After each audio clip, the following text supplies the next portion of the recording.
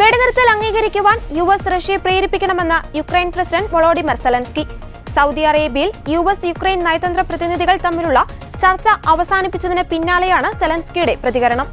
Ukraine ഈ നിർദ്ദേശത്തെ സ്വാഗതം ചെയ്യുന്നു. നിങ്ങൾ ഇതിനെ പോസിറ്റീവായി കാണിക്കുന്നു. വെടിനിർത്തലിന് ഞങ്ങൾ തയ്യാറാണ്. ഇതിന് സന്നദ്ധമാകാൻ അമേരിക്ക റഷ്യയെ പ്രേരിപ്പിക്കണം. റഷ്യ സമ്മതിക്കുകയാണെങ്കിൽ ആ നിമിഷം തന്നെ വെടിനിർത്തൽ പ്രാബല്യത്തിൽ വരും. അമേരിക്കൻ പക്ഷം ഞങ്ങളുടെ വാദങ്ങളും നിർദ്ദേശങ്ങളും മനസ്സിലാക്കുന്നു. ഞങ്ങളുടെ ടീമുകൾ തമ്മിലുള്ള ക്രിയാത്മക സംഭാഷണത്തിന് ഡൊണാൾഡ് ട്രംപിന് നന്ദി പറയാൻ താൻ ആഗ്രഹിക്കുന്നുവെന്നും സെലൻസ്കി പറഞ്ഞു.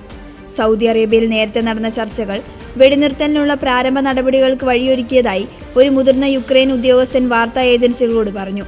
റഷ്യ വെടിനിർത്തലിന് തയ്യാറാകുമെന്നാണ് ഞങ്ങൾക്കും അറിയേണ്ടതെന്നും അദ്ദേഹം പറഞ്ഞു. റഷ്യ യുക്രൈൻ യുദ്ധത്തിൽ 1 മാസത്തെ വെടിനിർത്തലിന് സന്നദ്ധമാണെന്നാണ് യുക്രൈന്റെ നിലപാട്. അമേരിക്ക അവതരിപ്പിച്ച 30 ദിവസത്തെ വെടിനിർത്തൽ കരാറാണ് യുക്രൈൻ അംഗീകരിച്ചത്. സൗദിയിൽ US നയതന്ത്ര പ്രതിനിധികളുമായി നടന്ന ചർച്ചയിലാണ് യുക്രൈൻ വെടിനിർത്തലിന് സന്നദ്ധത അറിയിച്ചത്. ഇതോടെ യുക്രൈനിനുള്ള സാമ്പത്തിക സഹായം പുനഃസ്ഥാപിക്കുമെന്ന് US അറിയിച്ചു. ഇന്റലിജൻസ് വിവരങ്ങൾ കൈമാറുന്നത് നിർത്തിവെച്ച നടപടിയും അമേരിക്ക പിൻവലിക്കും. രഹസ്യാന്വേഷണ വിവരങ്ങൾ വീണ്ടും കൈമാറാനാണ് ധാരണ. യുക്രൈനിലെ ധാതു സമ്പത്ത് വിനിയോഗിക്കാൻ US യുക്രൈൻ സംയുക്ത കരാറിനും തീരുമാനമായി. വിഷയത്തിൽ റഷ്യൻ നിലപാട് നിർണായകമാണ്.